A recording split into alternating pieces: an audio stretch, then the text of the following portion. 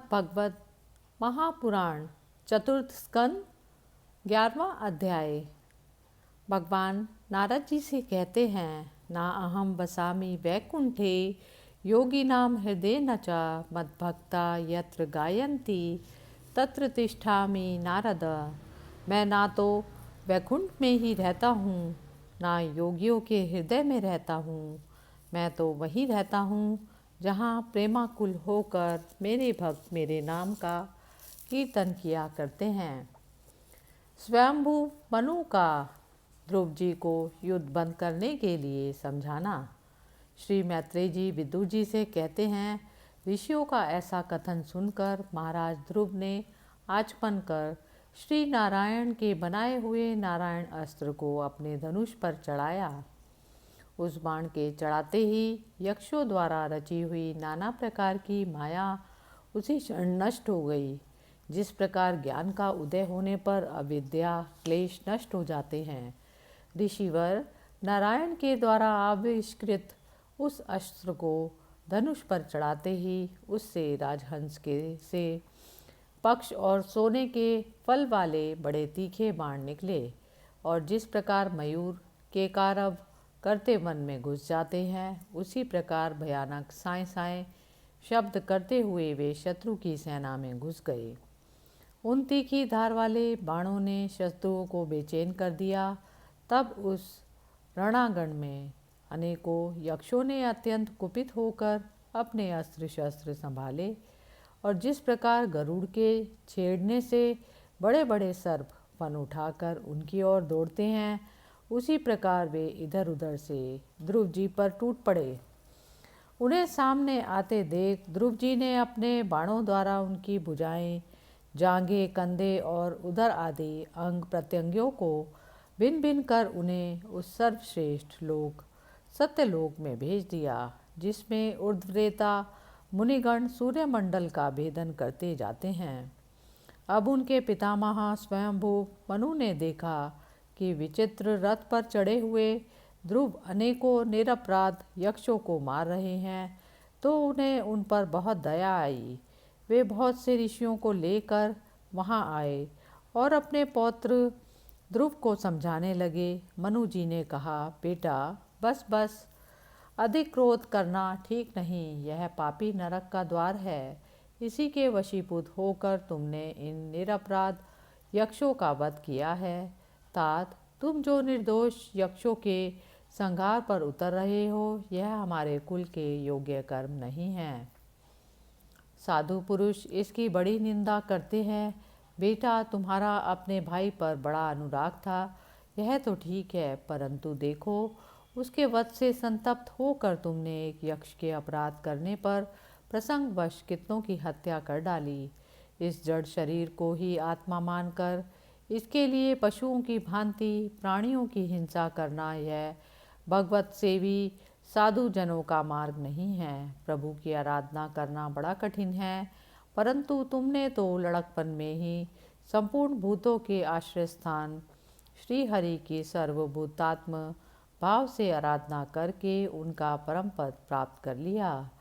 तुम्हें तो प्रभु भी अपना प्रिय भक्त समझते हैं तथा भक्तजन भी तुम्हारा आदर करते हैं। तुम साधुजनों के पथ प्रदर्शक हो, फिर भी तुमने ऐसा निंदनीय कर्म किया। सर्वात्मा श्री हरि तो अपने से बड़े पुरुषों के प्रति सहनशीलता, छोटों के प्रति दया, बराबर वालों के साथ मित्रता और समस्त जीवों के साथ समता का बर्ताव करने से ही प्रसन्न होते हैं। और प्रभु के प्रसन्न हो जाने पर पुरुष प्राकृत गुणों एवं उनके कार्य रूप लिंग शरीर से छूटकर परमानंद स्वरूप पर ब्रह्म को प्राप्त कर लेता है। बेटा ध्रुव, देह आदि के रूप में परिणित हुए पंचभूतों से ही स्त्री पुरुष का आविर्भाव होता है, और फिर उनके पारस्परिक समागम से दूसरे स्त्री पुरुष उत्पन्न होते हैं। ध्रुव, इस प्रकार भगवान की माया से सत्वादी गुणों में न्यूनाधिक भाव होने से ही जैसे भूतों द्वारा शरीरों की रचना होती है, वैसे ही उनकी स्थिति और प्रलय भी होते हैं। पुरुष श्रेष्ठ, निर्गुण परमात्मा तो इनमें केवल निमित्त मात्र हैं। इसके आश्रय से यह कार्य कारणात्मक जगत उसी प्रकार भ्रमता रहता है जैसे चुंबक के आश्रय से लोहा काल शक्ति के द्वारा क्रमशः सत्वादि गुणों में शोभ होने से लीला में भगवान की शक्ति भी सृष्टि आदि के रूप में विभक्त होती जाती है। अतः भगवान अकर्ता होकर भी जगत की रचना करते हैं और संहार करने वाले ना होकर भी इसका संहार करते हैं। सचमुच उन अनंत प्रभु की लीला सर्वथा अचिंतनीय है। ध्रुव, वे काल स्वरूप अव्यय परमात्मा ही स्वयं अंतरहित होकर भी जगत का अंत करने वाले हैं तथा अनादि होकर भी सबके आदि करता है। वे ही एक जीव से दूसरे जीव को उत्पन्न कर संसार की सृष्टि करते हैं तथा मृत्यु के द्वारा मारने वालों को भी मरवाकर उसका संहार करते हैं। वे काल भगवान संपूर्ण सृष्टि में समान रूप से अनुप्रविष्ट हैं। उनका ना तो कोई मित्र पक्ष है और ना शत्रु पक्ष। जैसे वायु के चलने पर धूल उसके साथ साथ उड़ती है, उसी प्रकार समस्त जीव अपने अपने कर्मों के अधीन होकर काल की गति का अनुसरण करते हैं। अपने अपने कर्मानुसार सुख दुख आदि फल भोगते हैं। सर्वसमर्थ श्री हरि कर्म बंधन में बंधे हुए जीव की आयु की वृद्धि और क्षय का विधान करते हैं, परंतु वे स्वयं इन दोनों से रहित और अपने स्वरूप में स्थित हैं।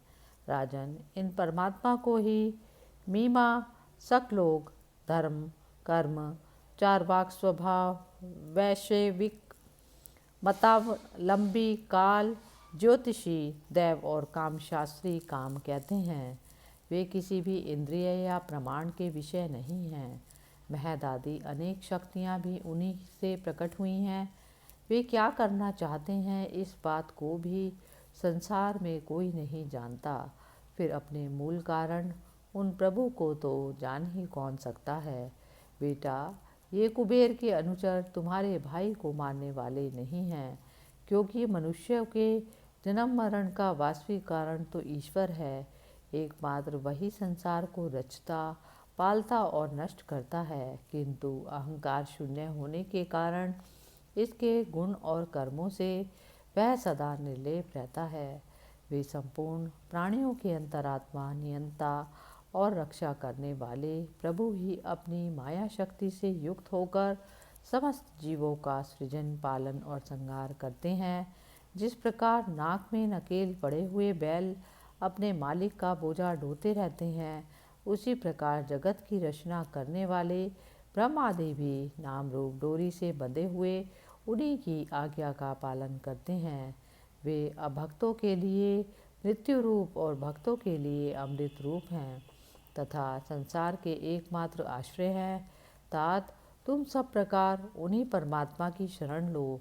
तुम 5 वर्ष की ही अवस्था में अपनी सौतेली माता के वाग बाणों से मर्माहत होकर माँ की गोद छोड़कर वन को चले गए थे। वहाँ तपस्या द्वारा जिन ऋषिकेश भगवान की आराधना करके तुमने त्रिलोकी से ऊपर ध्रुव पद प्राप्त किया है और जो तुम्हारे वैर भावहीन सरल हृदय में वात्सल्यवश विशेष रूप से विराजमान हुए थे, उन निर्गुण, अद्वितीय, अविनाशी और नित्य मुक्त परमात्मा को अध्यात्म दृष्टि से अपने अंतःकरण में ढूंढो।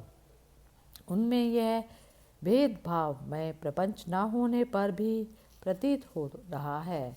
ऐसा करने में सर्वशक्ति संपन्न परमानंद स्वरूप सर्व अंतर्यामी भगवान अनंत में तुम्हारी सुदृढ़ भक्ति होगी और उसके प्रभाव से तुम मैं और मेरे पन के रूप में दृढ़ हुई अविद्या की गांठ को काट डालोगे।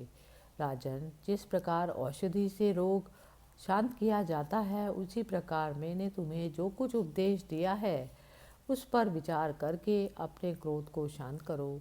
क्रोध कल्याण मार्ग का बड़ा ही विरोधी है। भगवान तुम्हारा मंगल करे। क्रोध के वशीभूत हुए पुरुष से सभी लोगों को बड़ा भय होता है। इसलिए जो बुद्धिमान पुरुष ऐसा चाहता है कि मुझसे किसी भी प्राणी को भय ना हो और मुझे भी किसी से भय ना हो, उसे क्रोध के वश में कभी नहीं होना चाहिए। तुमने जो यह समझकर कि ये मेरे भाई के मारने वाले हैं, इतने यक्षों का संहार किया है, इससे तुम्हारे द्वारा भगवान शंकर के सखा कुबेर जी का बड़ा अपराध हुआ है। इसलिए बेटा, जब तक कि महापुरुषों का तेज हमारे कुल को आक्रांत नहीं कर लेता, इसके पहले ही विनम्र भाषण और विनय के द्वारा शीघ्र उन्हें प्रसन्न कर लो। इस प्रकार स्वयंभू मनु ने अपने पुत्र ध्रुव को शिक्षा दी। तब ध्रुव जी ने उन्हें प्रणाम किया। इसके पश्चात वे महर्षियों के सहित अपने लोक को चले गए। इस प्रकार चतुर्थ स्कंद का 11वां अध्याय समाप्त हुआ। हरि ओम तत्सत। हरे कृष्णा हरे कृष्णा